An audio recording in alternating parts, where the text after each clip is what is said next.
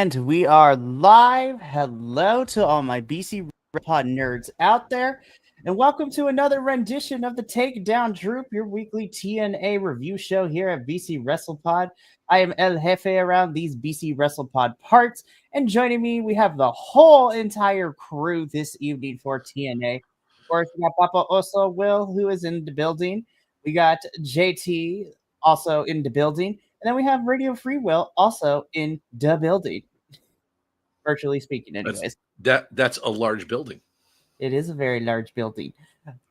Yeah, so we are here to review this week's episode of TNA and also do predictions for Emergence while also trying to stay away from the internet so we're not spoiled as well. So again, one of the downfalls of having a review show on Friday when TNA decides to put their pay-per-views on Friday as well.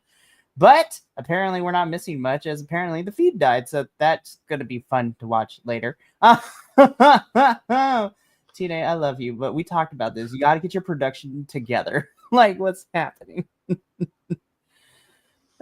Anyways, so... And the funniest thing to me, I was talking to a friend about this, is that they're working hard on it to make that happen so that they're more, like, marketable, I guess?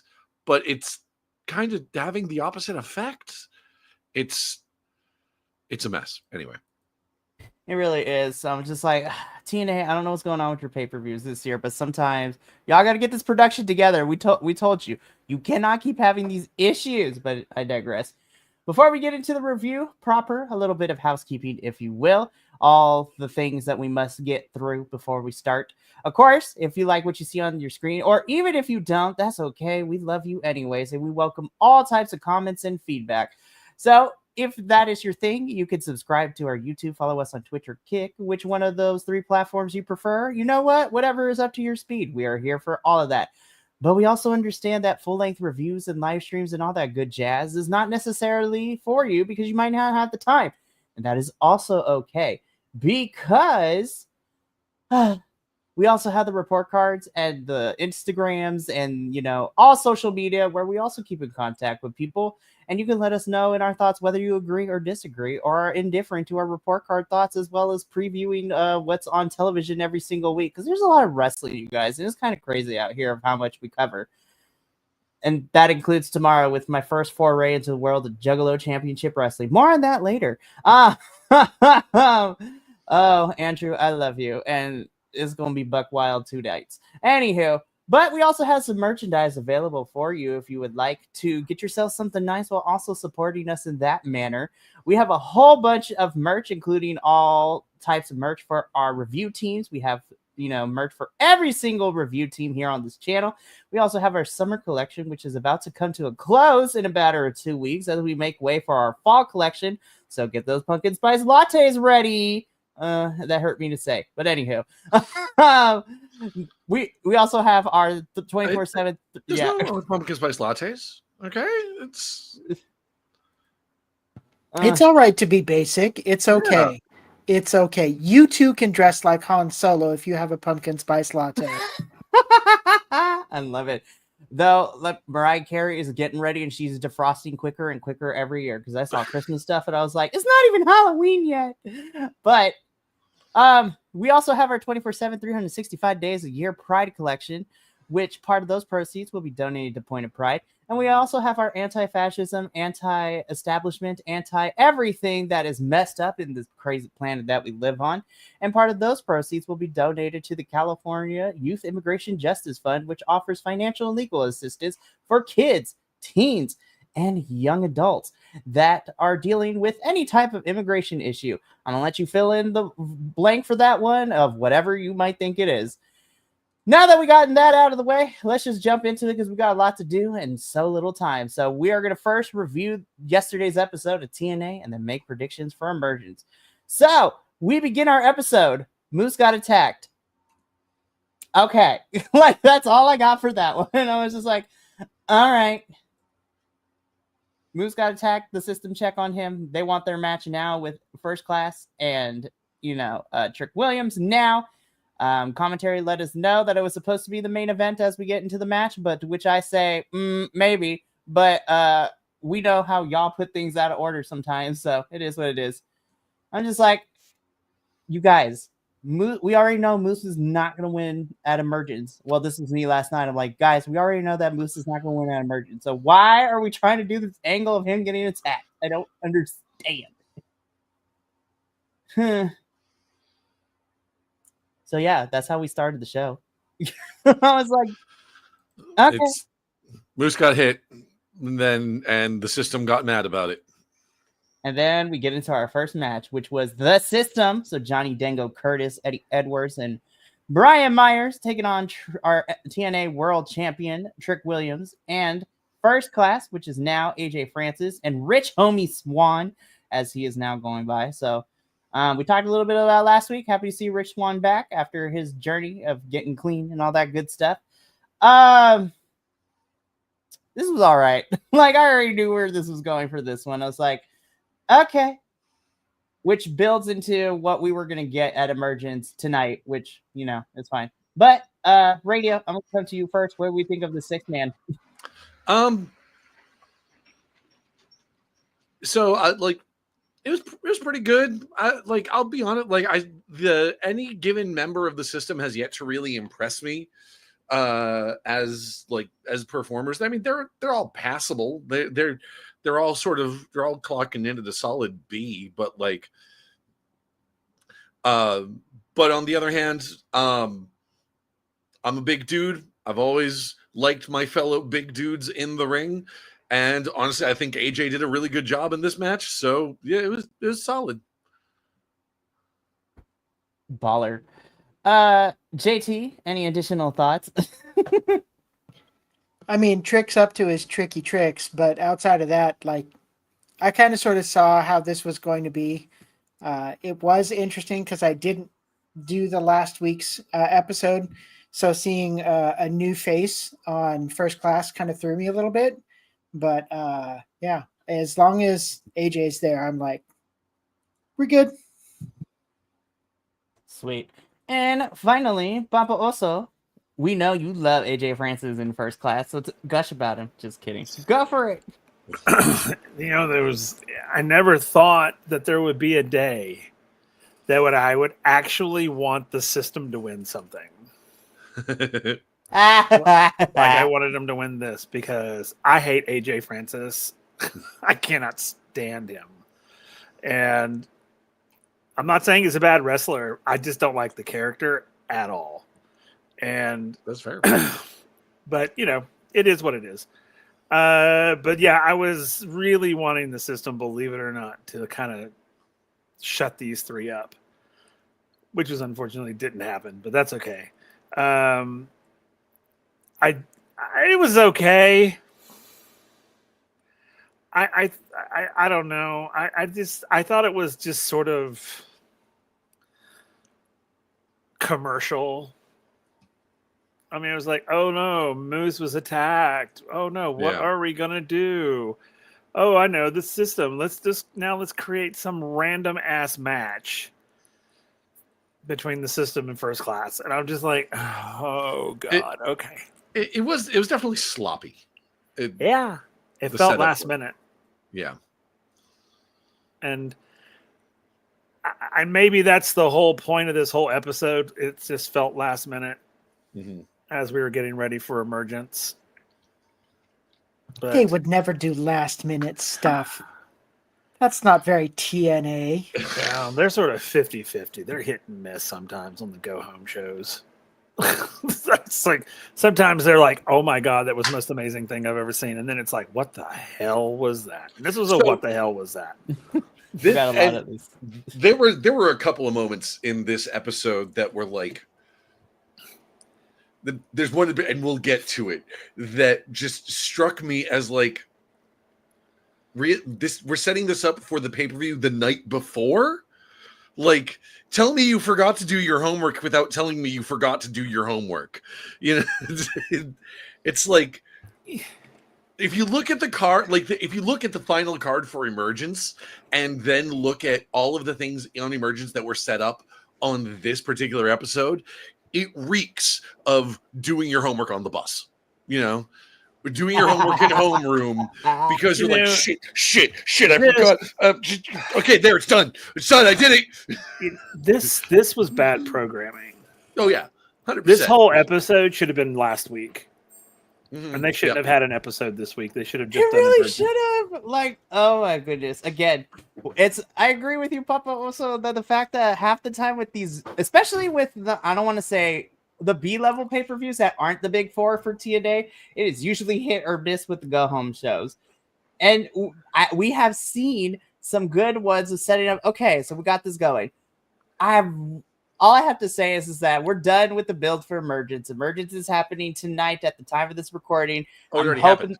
Yeah, it already happened. It already happened. It's over. It's so I'm really hoping that hopefully the road to Victory Road, no pun intended, is a little bit better, because then after that it's Bound for Glory. God, I was like, listen, your B-level pay-per-views are hit and miss, but please do not repeat TNA. Bring it in really quickly. Do not make the build to Bound for Glory doo-doo. So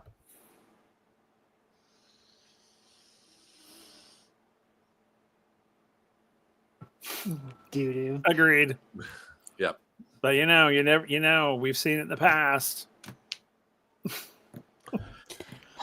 We've seen some crappy go home shows. It's we've been saying for the last couple of weeks that, like, and I know part of the problem is the size of TNA's roster. It's that, like, so many of these matches feel like, yeah, we had this match last week. There's nothing new to it. There's nothing is changing. Nothing is advancing. And one thing that I've noticed sort of overall, and I think this is a symptom of TNA's limited roster, is this: whoever is, like, their writing team, their production team, desperately wants to have their cake and eat it too. Mm-hmm. And on that level, they are afraid to pull the trigger to make someone a capital B bad guy or capital G good guy. Like a real true babyface, a real true heel. You see it with the System right now. Like, the System, they've been heels for months and months now, and now they're feuding with First Class. So is this a face turn? And it doesn't seem to be. Like, they're not really, like, pulling the trigger on a face turn. The only reason they're considered baby faces is because they're not heels, and there's a big difference in that. There's a big difference. And I'm not saying that every wrestling promotion has to be as black and white as heel versus face, but, like, you gotta create some intrigue. You gotta create some heat for these feuds. Like, and even I'll be honest, like, watching, like, the little bit of Emergence that I watched a couple hours ago, like, there was at least one match that I watched there. I'm like, why is this match happening? It's not for a title. It's not, these two haven't been feuding that I've been aware of. So why is this happening? I have a hot take. Please do. I think if none of these matches in this episode happened tonight, I don't think we would have been any sadder. Yeah. Honestly, I'm gonna be so for real. I'm gonna be so for real. As of last week when we had the card, I was like, you know what? I'm okay with, like, 7 matches on the main card.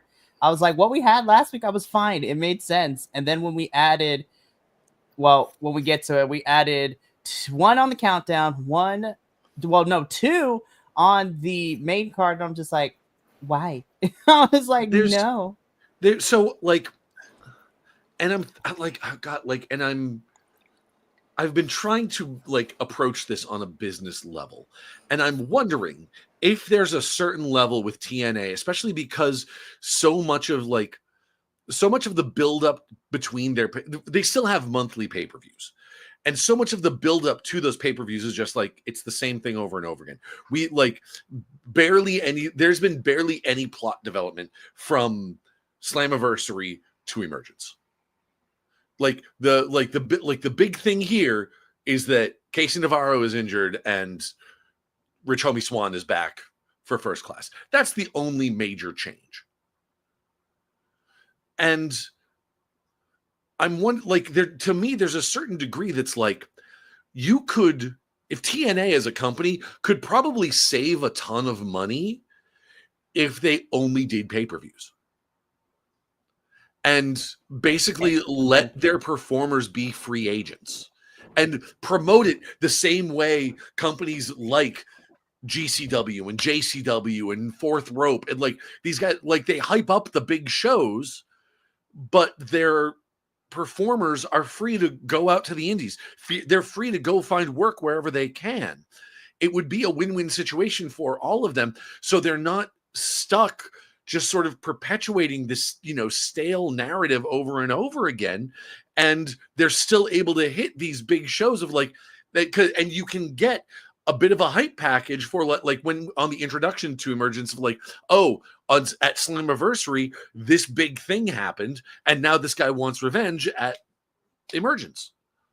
Like, and I know once again, I know that they're trying to beef themselves up. Like it's obvious, and I know we've talked about the fact that these are kind of rumors, but like it's fairly obvious to me that they are trying to angle to get bought by TKO. They are trying to be assimilated into that WWE fold. Yeah, and so. that's. And obviously that's not the WWE way. The WWE way is to, no, you work for us. What the fuck are benefits? Get in the ring. Yeah, so Trick Williams and First Class win. There is nothing more to say, so let us move on. Yeah. Which, well, we get this match made for Emergence. And I was like, okay. Yep, fine. Just go into Photoshop, erase one of the people each. There you go. Done. That's funny. So, this was a match I actually liked. We got a tag team match next. Danny Luna and Indy Hartwell versus Mila Grace and Harley Hudson. I love our new girls.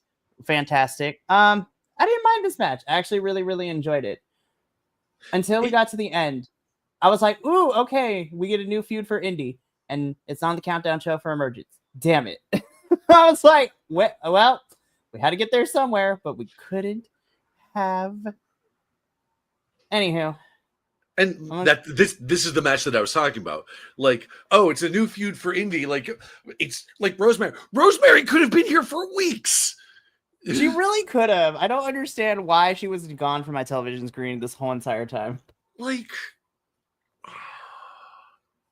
and this is the one. It's like, okay, our pay-per-view is tomorrow, guys, and we need a feud for Indy. What do we have?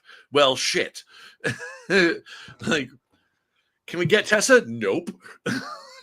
She just does a reverse Homer out of the bushes and then just exactly, and then right back into the bushes again. Jeez, well, I mean that's this picture, and that's the that's the thing that pisses me off too, is that Rosemary is the one that's going to get buried for this, is because I like her a lot. I am a sucker for my creepy bitches. Okay, it's like I love Rosemary. I love Abaddon. I love Tekla and Sky Blue and Julia Hart over in AEW. Like, it's like, and I desperately want Abaddon to come to TNA so that she can tag team with Rosemary, and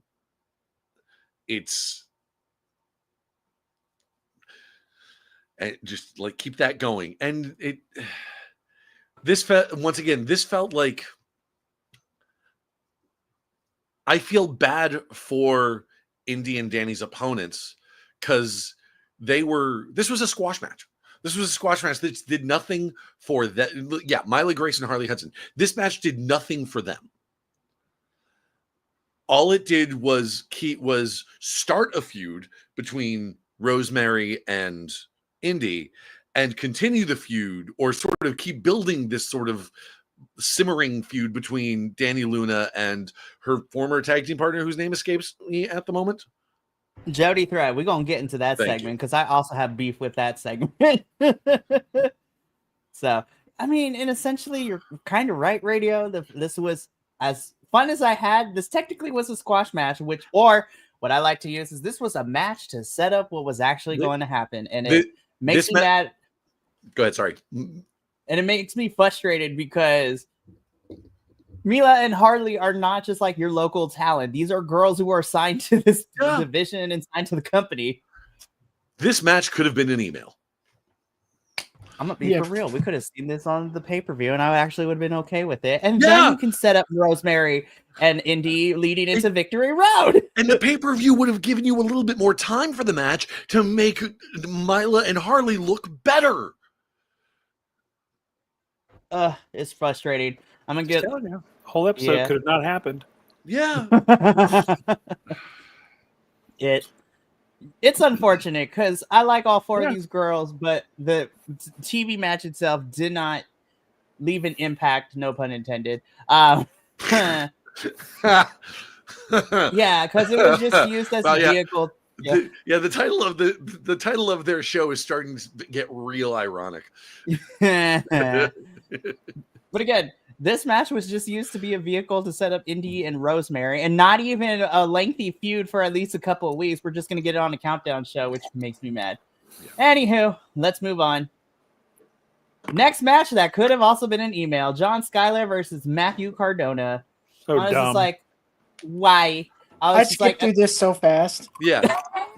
Oh my god.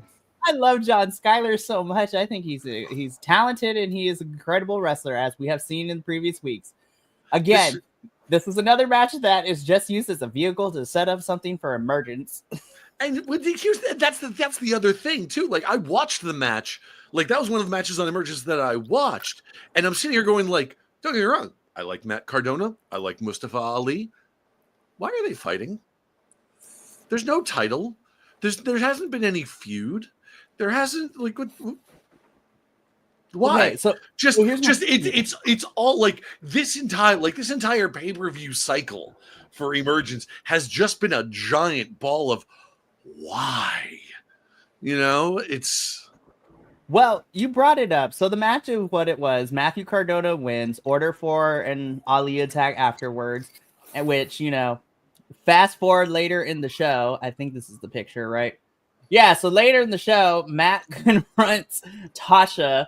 Tasha makes it official for Emergence, which we were going to get, you know, Ali and Cardona at Emergence. And I was just like, what is happening, y'all? I don't get it. Why? So why in the world is Tasha still with them? Why is she still mixed up in that bullshit? Probably because they paid. I mean, yeah, but as a career move, it's stupid. Agreed. I mean, girl, you're good at what you do. Get out from behind the boys and start kicking some ass. Telling you, I need the Boricua badass that we came to know. I remember when Tasha she first came on the scene, I was like, "Ooh, she is taking this place by storm." And then all of a sudden, they pushed her to the back. We already like a subservient member of this Order 4 or whatever the hell they are. And we've been talking about it too, like that whole lead-in with Cedric debuting in TNA too, just making her look again kind of like what we had with, well, funny enough, with Matthew Cardona and Steph DeLander earlier this year. With Steph, we know her to be literally, she is the moniker of the Python Powerhouse, and then they made her look like a scared little girl when Matt was getting all up in her face, which was kind of weird. We're going to talk about those weirdos in a little bit, though, because I'm like, Steph and Mance, what are we doing? Like, I don't know what's happening, but again, this match could have been an email. It sets up Ali and Cardona, and my biggest question is, so Ali and Joe Hendry have been feuding. Why did we not get something between those two at Emergence? I was like, what is happening right now? I literally don't care. about the Ali Cardona. I literally don't care. There's not this is it's nothing. No, I know. I figured as much. I just it's not only well, and just to build off what you said, like it's like you don't care. They haven't given us a reason to care. Nope. That's what I'm saying. I just don't care. I was just like, oh, okay, moving on. Yeah. Like, seriously, it was just like, and moving on. Man, it's been a long time since I have been this disappointed in TNA. Which is saying a lot because we had some very questionable moments last year too. Really, I was like, yeah, this one's was it around the same time? Is this like a thing? You know what? We were joking a little bit last week, but for real though, and Papa also can attest to this as he's been covering this with me for the last 2 years. It's after Slammiversary and before Bound for Glory that TNA always finds itself in this weird funk. It goes up and down. And like over the years, TNA has always found these weird moments that go mimetic, that basically remind everyone, hey guys, we're still here. And that like gives like a little boost to it. But then like I've noticed like any sort of prolonged watching after it, it very quickly slides back downhill. You saw it when you saw it when Hogan came in. You saw it with the broken Matt Hardy. You saw it with Joe Hendry. You know, You know, honestly and truly, I think they could probably do away with Emergence, and I think we wouldn't have this problem. Yeah. Right. We could just spend the next couple weeks just after Slammiversary. We take a break for our pay-per-view cycle and then just lead it. Yeah. Honestly, I would be fine if for the fall, we just have Victory Road and then Bound for Glory. Like that is all we need, honestly. And once again, like I mentioned, like the whole like doing away with the weekly show as a cost-cutting method. You could also cut some pay-per-views from your schedule for that reason. And like if you wanted to do a weekly show and just stick to the big 4 pay-per-views, you know.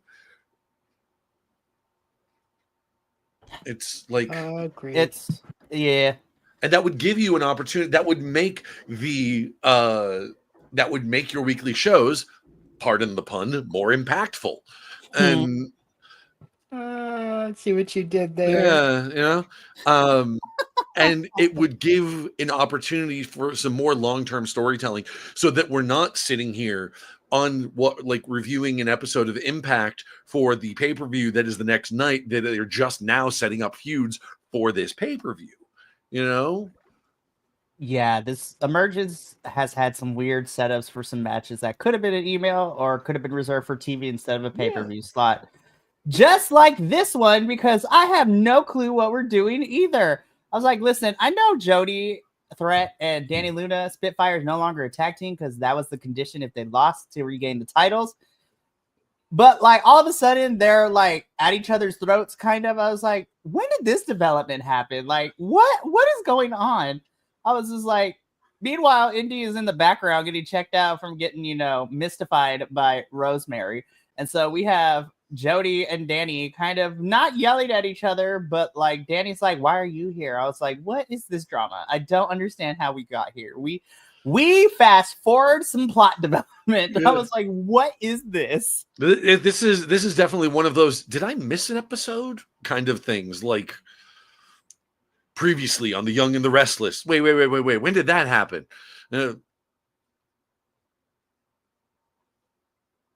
I'm just like, okay.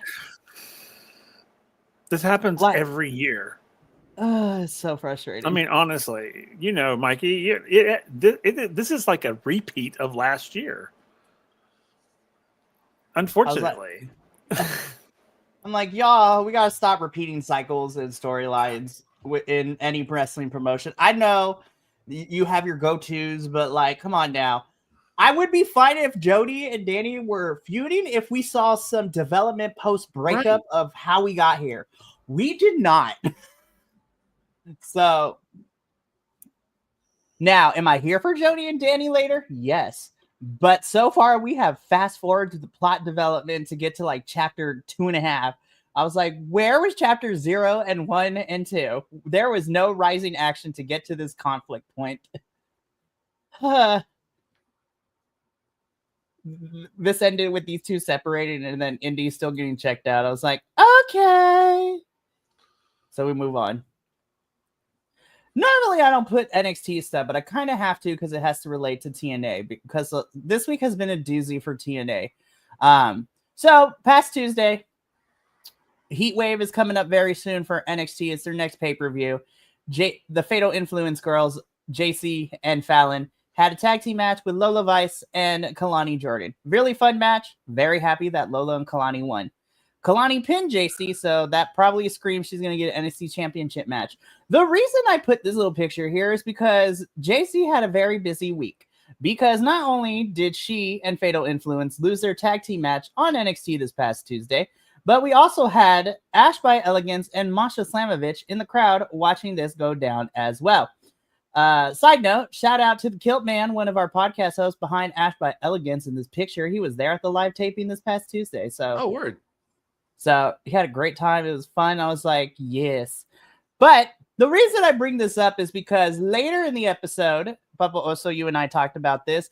Ava, our general manager at NXT, was like, okay, so not only are we getting a 6-woman tag team match next week on NXT between Fatal Influence and the Elegance brand. So the 3 Elegance girls will be on NXT in Philly this Tuesday. But at Heatwave, we're getting a triple threat where JC has to defend the TNA Knockouts World Championship against Masha and Ash by Elegance. So the TNA Knockouts World Championship is being defended at Heatwave in 2 weeks.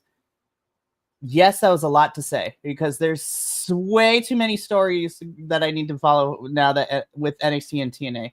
It's a lot. And I'm just like, so Ash is going to get pinned. Okay, I can see where this is going. At least I hope, because if Masha gets pinned, I don't know what we're doing. Writing. Yeah. Radio, I see. Bullshit. I mean, you're absolutely right. I'm not laughing at you. I'm laughing with you because I agree. This is okay. Look. I get it. She's the TNA Women's Knockouts Champion, you know? And yeah, I get it. She's an NXT person first and foremost. But on a show that is struggling to get quality matches, this is going over to WWE? That's what I was saying. I'm like, I know we had a match that is 2/3 TNA Knockout people is going to no. Your feelings two of them. Valid. Two of them. Your feelings are valid, Radio. Now, here's what I will say. If I had the ability to do that with my toes, I would do that too. Thank you for saying fingers and middle toes. Thank you very much, Radio, for saying with your toes, because that hesitation from I wish I could do it with my toes. Oh, this had been an NC-17 kind of setup. No. It's what other body part could you possibly have meant? I'm Stay tuned for the after hours to find out. Oh my. I'm just kidding. So here's the thing, and I 100% agree with you, Radio. Now, it's easy for me to, I agree with me. It's like, okay, I'm indifferent because, I cover NXT. Me and Papa also here cover NXT also. But, even Papa also, we talked about this on Tuesday, too. Or it's just like, why? Why is this on Heatwave? Yeah. And not, I don't understand. And I'm I understand I am far from the least biased person in this regard because frankly, I can't stand WWE. It has gone from simple I just prefer other promotions and over the past couple of weeks, I just fucking hate them. It's for multiple reasons. Jelly Paul and Logan roll. Yes, that's how words work. Logan and Jelly roll. Logan Paul and Jelly roll. Frigging Brock Lesnar's return. Fucking Triple H so proud of his visit to the White House. You mean Triple K? Yeah. And also, not to mention the this is not an independent observation of my own. This comes from numerous people I've seen on TikTok. Also, not for nothing, the very kind of blatantly obvious, once you pointed out, is the fact that Triple H clearly doesn't know or want to book black men. It's the fact that we had a New Day heel turn and then did fuck all with it. Oh my god, when they were tag champs and into Mania, I was just like, this is This is doing nobody no favor. So like I said, it's gotten to the point where I just fucking hate WWE. So when the fact that they keep assimilating shit like this, sorry, Will, you're trying to say something. No, I'm just to kind of go with what your guys are saying. Can TNA, can we sever this, whatever the fuck this is, between them and WWE? Please. Because ever since TNA has mixed with them, TNA's quality is starting to fall. Sure. Because it's one-sided. Because TNA stars are going over to NXT, and no shade to nobody else. Now, did I love watching Lash Legend fight girls in TNA when she was here? Yes, absolutely, because Lash Legend's amazing. However, it's very one-sided because we're getting, folks coming over from NXT that, like, over on NXT aren't really doing much of anything. And I understand that there are people involved in, like, bigger storylines, but if this was more fair, we would see like a Javon Evans popping up into TNA. We would see, if this was more fair, we'd see this match on TNA. Yeah, exactly. I was getting that part too. I was just like, we would see a Sol Ruka in TNA. We would see this match in TNA. But it's not, and it makes me mad.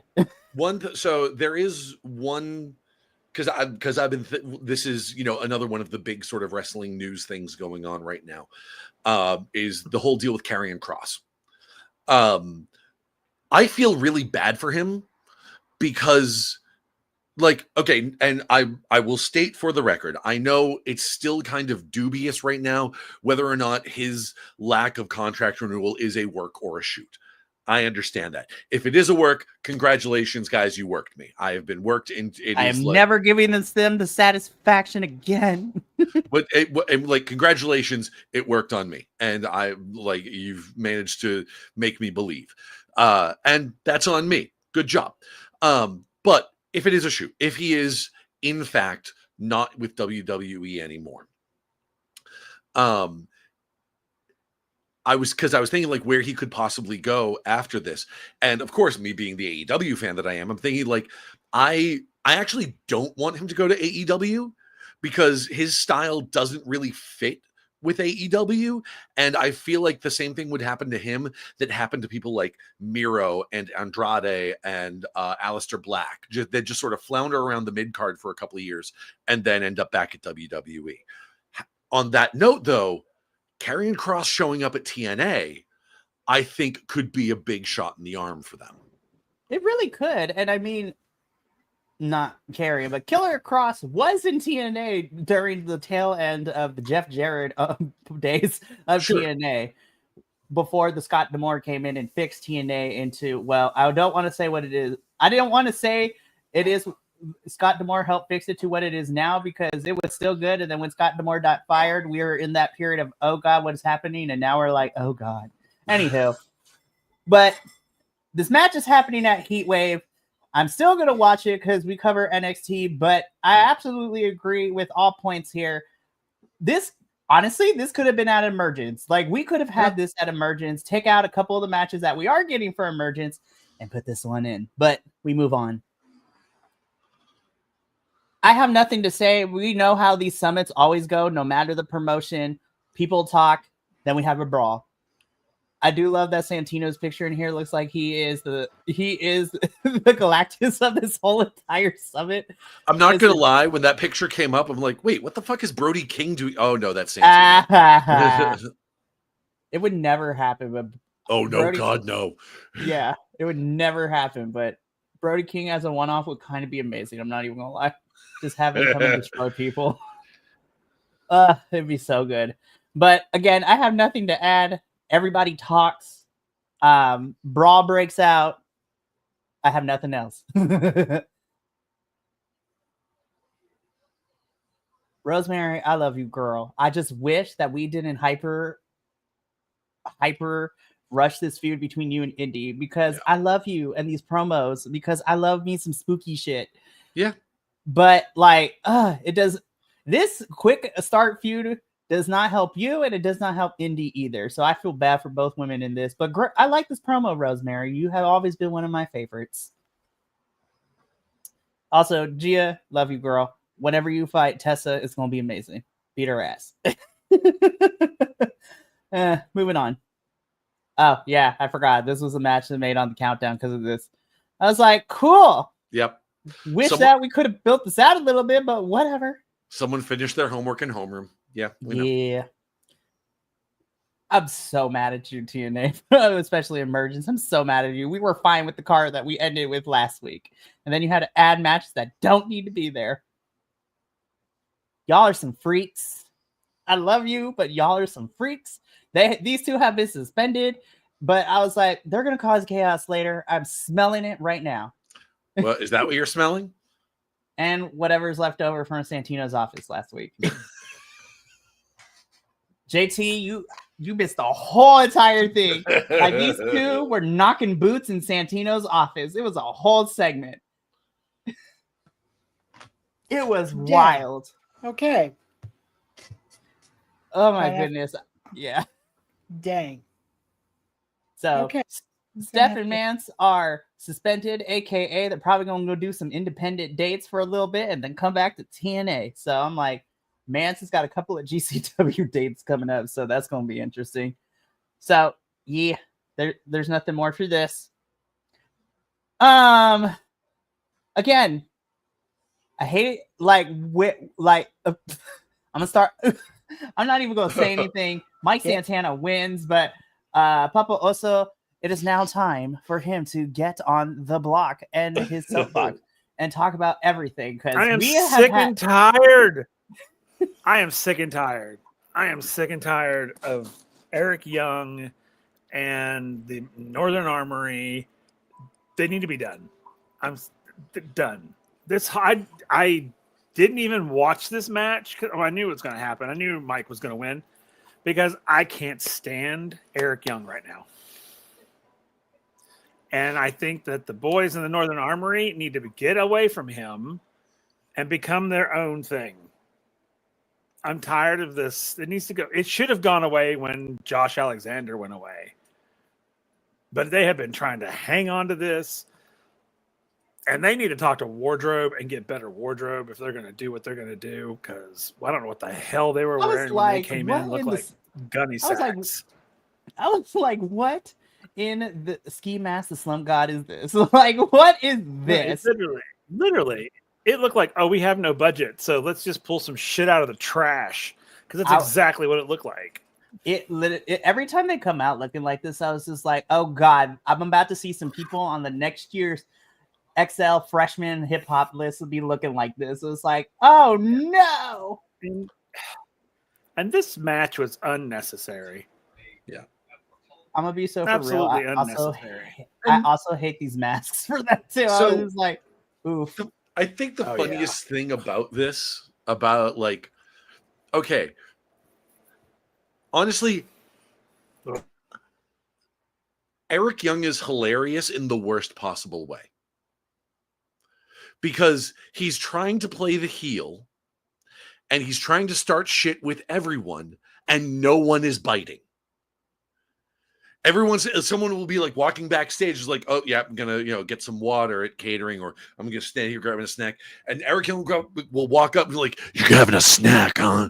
Just like they snacked on our TNA titles. It's like, but like, dude, no one wants to fight you. Nobody wants you against them in the ring. Just like go away. It's like, okay, so hear me out, being right? A creep. Like, Eric Young has been spouting this crazy nonsense for the last couple of weeks of how like Mike and Joe have been failures to TNA for letting an NXT star with the championship. I'm like, Eric Young, you be talking about this. I need you to go knock through NXT's doors, start causing some havoc over there, and that'd be kind of fun. But listen, I'm of the mindset, if you're going to talk about it, you got to be about it. If you are going at the wrong people, what you should be doing is you need to nut up or shut up in this case. You keep talking about how Mike and Joe failed, and we need to get these TNA championships back to TNA. Same thing with Frankie Kazarian, who I'm going to get on his ass a little bit later, too. Oh, my God. I'm going to get on his ass a little bit later, too. But I'm like, you have two people talking about this, and Eric Young, shit or get off the pot moment right now. You need to figure out, actually, like, go fight Trick Williams, even if it's a one-off feud. like, get this TNA championship back to this company, because Mike and Joe are currently, well, Mike might be busy with something else now. Joe was in a program with Ali. I don't know what happened to that. But Eric Young, don't talk about it. Be about it. Put your big boy pants on and start knocking down the doors. No, because he's too busy being the trailer park Josh Alexander right now. Ooh, but you're right. Ooh. So somebody decided he was too elite for that shit. Oh shit. Eric, like, it's been a rough year. Like, we have gone through ups and downs. No Simon Miller.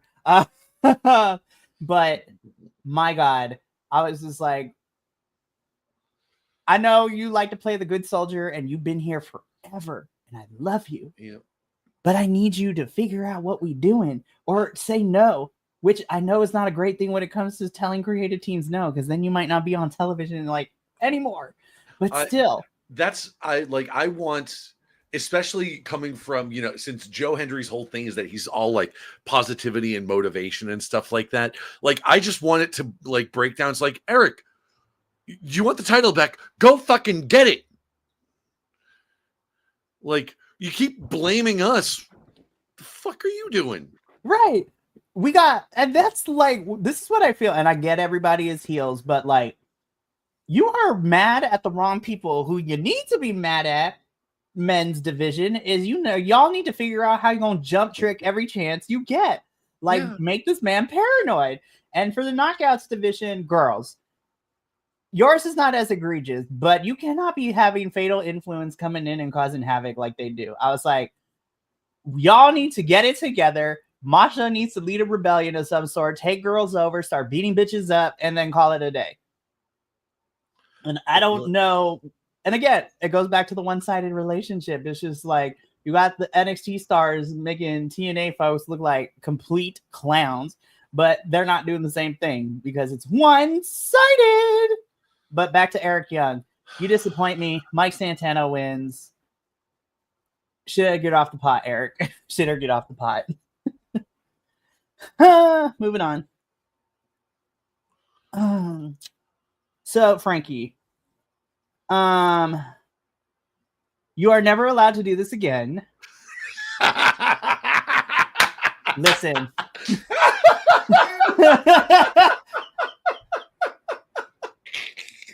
And that is my highlight of this episode. That is my highlight of this episode tonight, everyone. They photoshopped Jake and Steve Macklin. This is whack as all hell, y'all. That is about the most exciting thing out of this entire match is this little promotions poster that you have here. Well, it's also like, hey guys, let's do a promo segment with two guys that clearly don't know how to promo. That was this was so bad on everybody's part. Macklin, I love you. Jake, I love you. Frankie, as the wrestler in ring, I love you. But this was booty cheeks, y'all. Okay, like they're like, all right. There is a part, like there is a part of me that's thinking about this though, like I'm like sort of thinking about it from a different perspective. How much of this is like how much of this was okay, guys? Let's have this promo off between let's try to get some hype for this Steve Macklin and Jake something match, and how much of this was Frankie Kazarian, noted veteran of TNA, coming in and saying like, no, both of you suck ass, and I'm going to prove to the entire audience that both of you suck ass at promos. And like, no, meet me in the ring. Meet me in the ring, and I will make clowns of the both of you because fuck you. That would have been awesome, but that was not the intention. I was so mad. I was like, he just said, "I'm here for the booty cheeks." This whole segment was booty cheeks, y'all. It was full so on bad. Trash. It was trash. It was not. Frankie Kazarian needs to shut the fuck up. Ooh. Yep. I was like, again, this is another character that we do not vibe with. AJ Francis, like, I'm okay with. Like, I'm supposed to hate you. But also, Frankie, this was also Frankie, the whole King of TNA Elvis thing you're doing right now. You are not the honky tonk man. Listen, Franklin, I need you.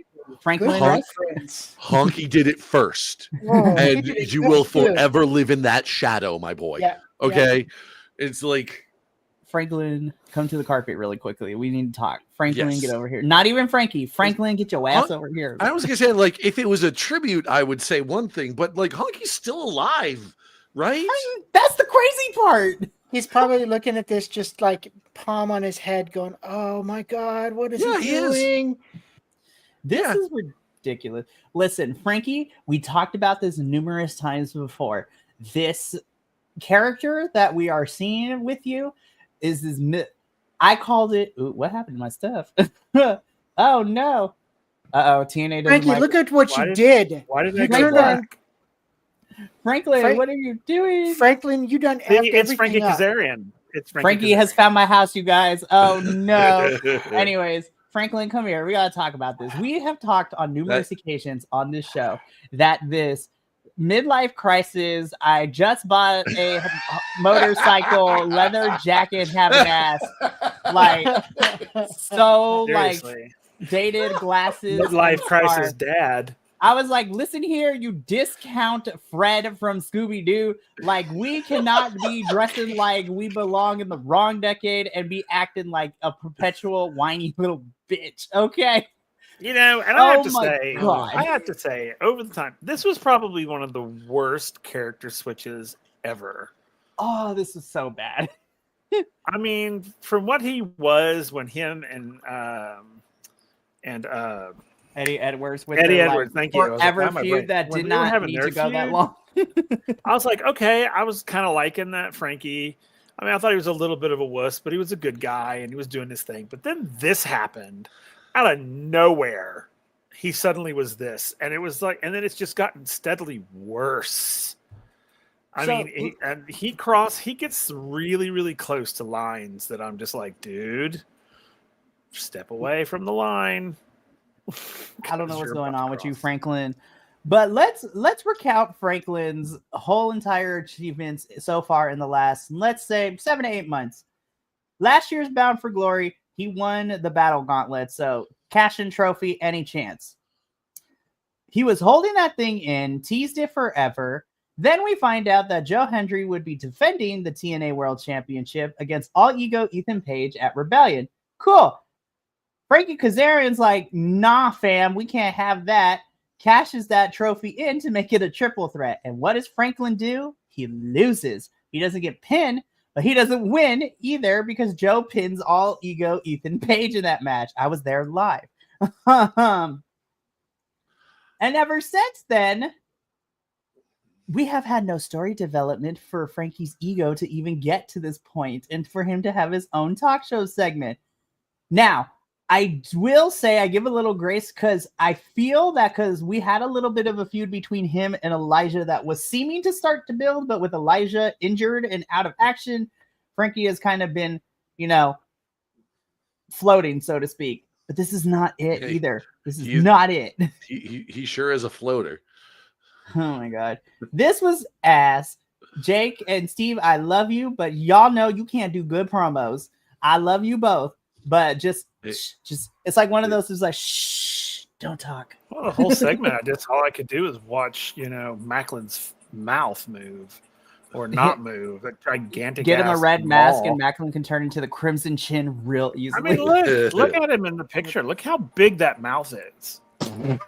It's huge. That's like a mouth out of One Piece. I mean, he could freaking swallow the other two. I was just like, good God. It's kind of crazy because you look at this picture that's up here, and at first he kind of reminded me, like the two background shots, remind me of like a Temu version of like Michael Keaton and Michael Madsen.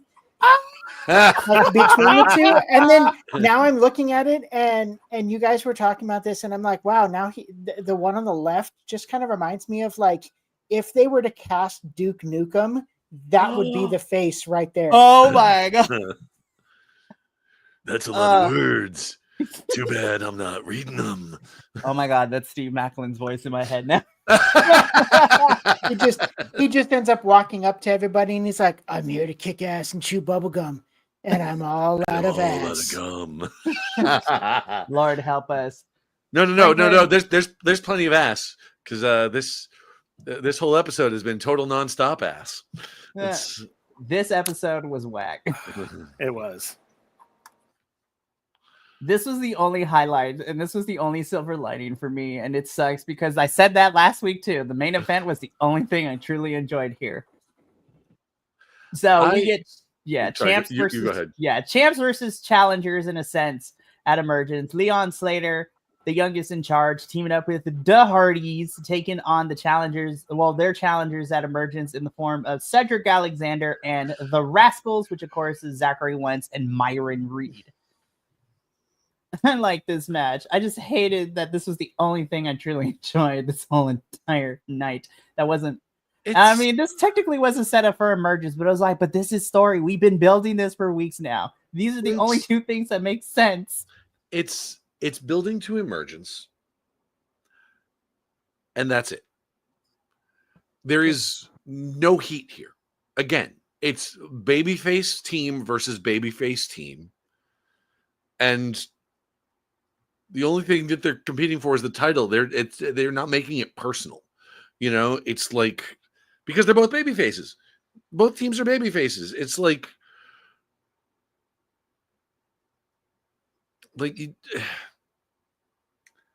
TNA, like I know I said it earlier in this episode, but TNA, you cannot have your cake and eat it too. You know, like, I mean, I know that's what we all want.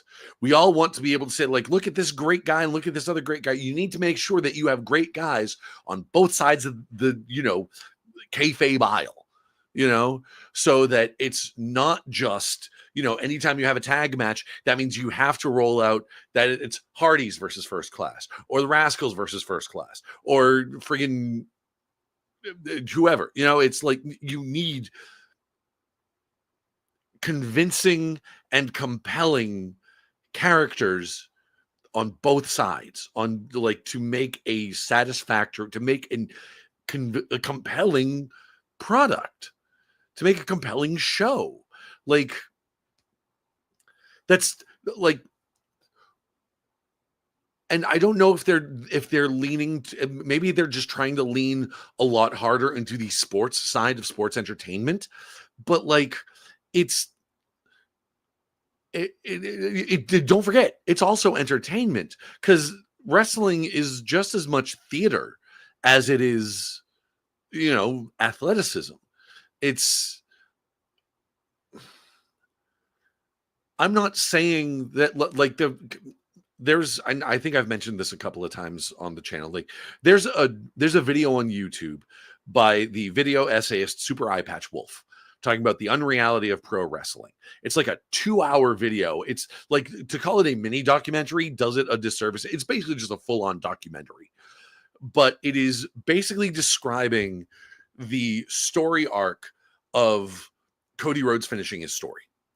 And how that gets, like, when you take a step back and look at everything that had to happen for us to get to this point, it becomes downright Shakespearean. Like, down to the point that you have two households both alike in dignity. You've got the Anawai family and you've got the Rhodes family, and over on top of it, you've got McMahon pulling the strings. You know, there's a lot going on, and like it even gets into some of the side characters of that. The impact that people like Seth Rollins and Jon Moxley and Sami Zayn and Kevin Owens have had on this arc, on this epic saga of a story, and so much of it happened by accident. You know, so much of it happened like backstage, but also some of it happened because, like, oh, Dusty Rhodes has nowhere else to go in the 90s, so he has to go to WWF and to, you know, to the polka dot era. And I'm not saying that every feud has to be that, but like, you can't have hero versus hero. You can't have, comparing it to Shakespeare, like if put it this way, Romeo and Juliet sucks if they you know, ride off into the sunset together. Romeo and Juliet sucks anyway. Yeah, it does. But you are absolutely right. Probably my least favorite of Shakespeare's plays. Actually, I think if they rode off in the sunset, I'd probably like it more. Because it means the story would have been cut in half. Yeah. But it's Romeo and Juliet. Like if Romeo and Juliet, if all of that happens in Romeo and Juliet, and the only difference is they don't die at the end, that play sucks. You know, if Hamlet, you know, has his duel with Laertes, and both he and Laertes stop and go like, wait, why are we fighting? No, this is stupid. No, we can rule Denmark in peace. My uncle's not so bad. Well, he's poisoned anyway. So you know what? I'm going to take over. No, Hamlet works because they all die. You know, you have to have the conflict, and you have to make the conflict make sense. So when you have these babyface versus babyface fights, it's who cares? Who gives a shit? Like you've been saying this entire episode, this match could have been an email. Like, we did not need this. We did not need this entire episode of Impact. And by extension, because so many of this was just sort of built like leading up to Emergence could have been an email. Although, no, it wouldn't have worked as an email because their feed died halfway through. I don't know, for anybody, at least anybody that was watching on YouTube saw that, like, we got about halfway through the First Class versus the System thing, and then just the whole thing just crashed. Dang. We didn't get to see the Sami Callihan Mike Santana match, which is crazy. So we can wrap this up. Cedric Alexander picks up the win for him and the Rascals by pinning Leon Slater, which in wrestling, we all know Cedric's probably losing at Emergence. Yeah. Exhibition-wise, I really liked watching this match, though. Me too. I really enjoyed really cool. it. I was just like, I'm sad this is the one thing that hyped me up this whole episode. Here's the other thing, too. We're going to get into our Emergence predictions, but I feel now that we have gone through the whole entire build to Emergence since Slammiversary, honestly, y'all pre-tape the hell out of these shows, except for the live one after Slammiversary, which never do again, by the way.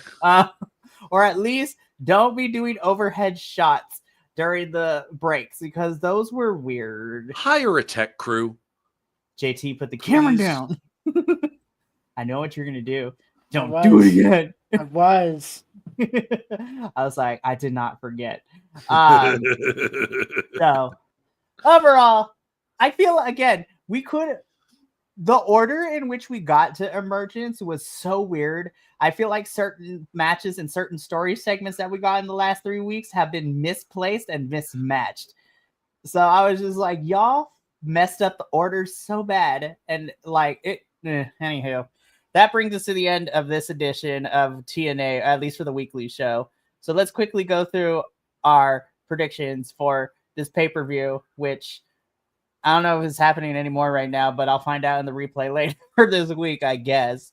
So let's get into it. We have 2 matches that are currently scheduled for the pre-show. So yes, who knows if the pre-show will be on YouTube afterwards, because if it went, so we have the Hometown Man taking on Ryan Nemeth, a feud that I forgot about until I started putting this together. I was like, oh yeah, this is a match that's happening on the Countdown show. I mean, spoiler alert, we all picked the Hometown Man, so I was like, nothing to discuss. If he lost, that would have been like, that's another notch on TNA's shit bedpost. I was like, we can never have the fun characters actually win things. It makes me mad. Radio has his face. What do you have? No. I'm bringing up the how much of the stream they were able to get up, and basically I'm looking to see who won matches and stuff. Spoiler alert. All right, I already put I already entered my my answer, so it's not like I can change it now, but that's true. I would like to go on the record that I do not bully. I'm just kidding. Again, I hate these Friday pay-per-views, and I feel so bad. I was like, okay, guys, here's the form this morning. Be like, do it now. I and then felt so- proceeded to check up on it hours later. Hey, did you do it yet? Did Is you it- do it is it- yet? is the it reason done yet?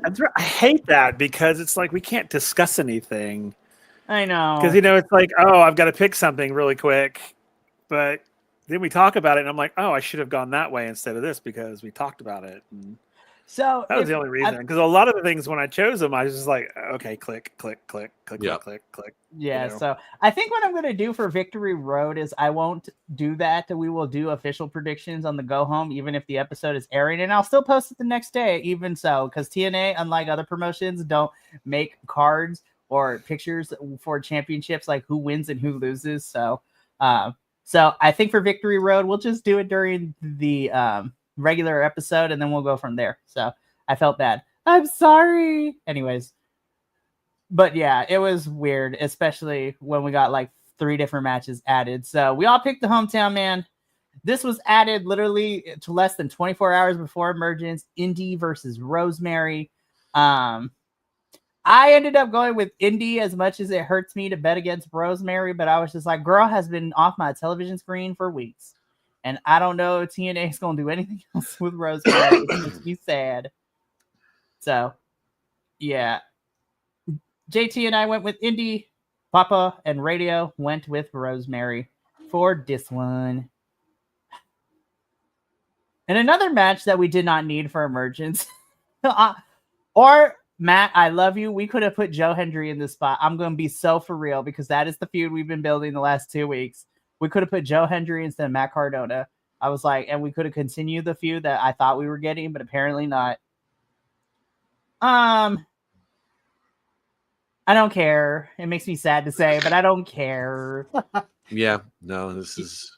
Yeah. I don't even remember. I think I picked Matt Cardona just because I was like, you are the JT. You are the only person that went with Matt. The rest That of us sounds went about with right. Ali. I literally, and I just went, I know he's gonna win. I know Ali's gonna win, but I'm like, I just I agree. I literally went eeny, meeny, miny, mo.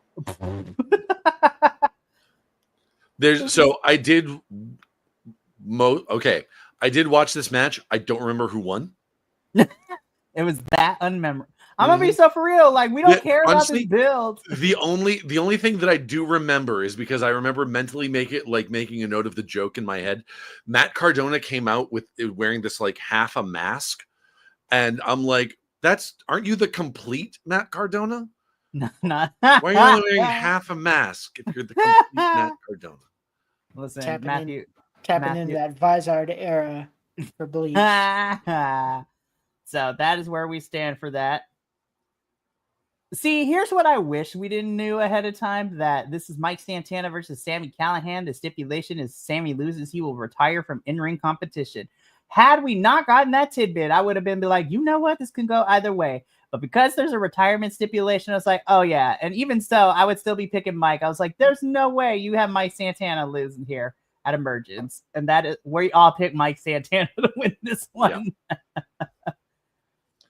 I was like, Sammy, I love you, but I really wish we didn't know that this was going to be a retirement match. So, because I was just like, when you put that stipulation out there, it pretty much means that you're probably going to lose unless you're other companies who pull that swerve out of nowhere for no reason. Like, I'm looking at you, Billy Gunn. But anyways,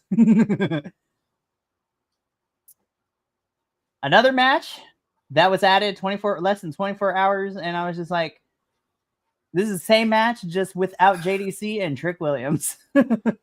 This was another eeny, meeny, miny, mo, because I didn't care. Yeah.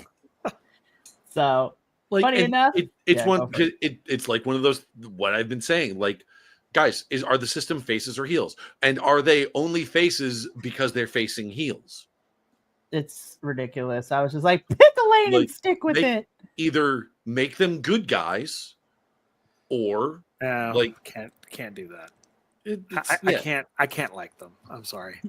I can't. Like, I refuse. Well, here's the funny part of all this. So this was a 50-50 split between the 4 of us. JT and I went with First Class. Papa and Radio went with The System. Did I say System? Okay. I just couldn't. I couldn't. Lesser of two evils. I just couldn't do it. I remember what I picked. Again, that's the tagline for emerges is like, I don't remember. This pay-per-view could have been an email. It really could. So again, not even because we got this at Rebellion too, because I was there live. We get another Fatal 4-Way for the TNA Knockouts World Tag Team Championships. We have NXT's Fatal Influence versus the champs of the Elegance brand versus the Inspiration versus Liang Li and Zaya Brookside. I just want the Inspiration to finally pick up a win, y'all. Like, I don't know why we brought them back to TNA if you ain't gonna let them win. But I picked, like, Radio, you and I picked the Inspiration. Papa also went with the Elegance brand, and JT went with Zaya Brookside and Liang Li. I can't go against my Elegance girls. I know. Thank God nobody picked Fatal Influence, because I was like, ah! But who knows? We live in crazy times, but I highly doubt they would let JC, Fallon, and Jasmine hold these tag team championships. No, they absolutely would. That's how you very slowly get TNA sort of subsumed into the omnivorous mass that is WWE. Which it's is just fair. like keep just sort of like eating their belts, just like, nope, this is ours now. This is on our show. Nope, and that's on our show. Oh, the X Division. That sounds 90s. Nope. The only thing that's given me a little bit of, which makes me believe that Fatal Influence doesn't have a chance is instead of it being Fallon and JC, it's Fallon and Jasmine. As Papa also knows, we love Jasmine. Between the three of them, she is always the one getting pinned, whether it's the tag team or the trios. So I was like, we're like, okay, I think we're fine. But nobody picked Fatal Influence, so we shall see. In the men's tag team division for the TNA World Tag Team Championships, we have the champs, the Hardys, versus the challengers of the Rascals. So it is a 3-1 split. Radio, you're the only one that picked the Rascals. The rest of us picked the Hardys. It feels pretty obvious to me. Like, there's going to be a pay-per-view sometime between now and October where the Hardys lose the titles, because there is no way that last TLC match between the Hardys and the Dudleys is going to be for the belts. So that is going to be an entirely exhibition match, because Devon's coming out of retirement for that one match. Because he's only coming out of retirement for that one match, there's no way that's going to build to a story. That's only going to be, it's going to be a one-off match. There's going to be no build to it. There's going to be no aftermath to it. And therefore it cannot be a title match. And so they're not going to put the Hardys on a major pay-per-view like Bound for Glory and not have them defend the belts. And frankly, I would rather have them lose the belts now so that they can rest up over the course of September. So for what promises to be a brutal match. It's going to be a car crash, and I'm here for it. Yeah. And like, it's, yeah, so it's either this one or what's you said it's Victory Road in next month? Yeah, so Victory Road is next in September. So thank God but it's at the end of September. So thank God we still got a couple weeks. It's either going to be the Rascals winning it at Emergence tonight, which they may have already have or not. I don't know. That the feed died before this match happened,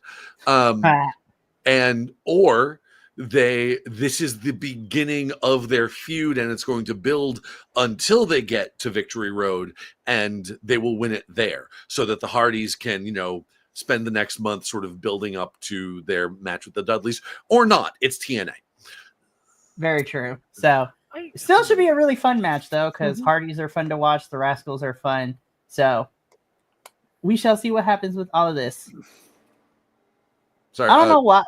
Papa, so you looked like you were going to say something there. No. It was nothing. Right. So next up for the TNA International Championship in a no countouts, no disqualification. I'm like, you could have just said anything goes, but whatever. We have our champion Steve Macklin, Lockjaw McGraw over here, taking on Jake something. I think that mouth is wider than I've ever seen Sanji's go.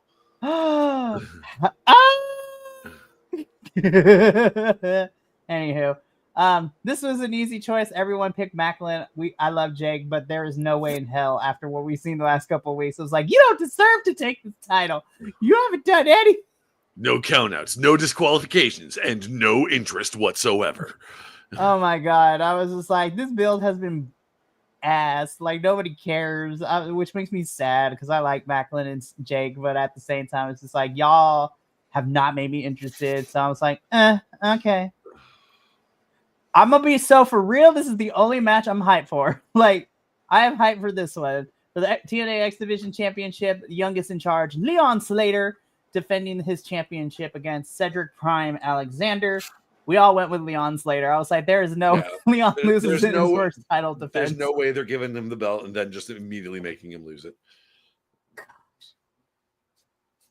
But this is like the one match I'm super hyped for, not even gonna lie. Be like, give it to me now. $5 says it opens because I was like, this screams cruiserweights and they always open, which makes me sad. I was like, you could let the main event, but they won't. Anywho.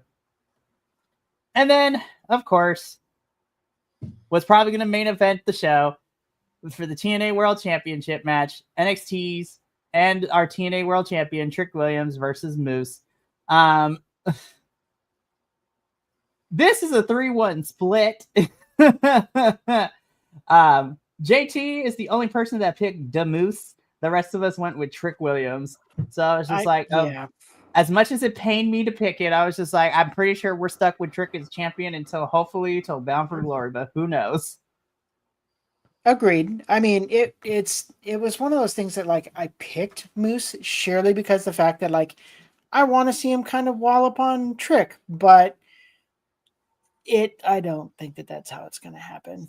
And I'm sad, but I'm still going to stick with my pick though. And I'm going to be really, really happy if he does win. That is a fair point.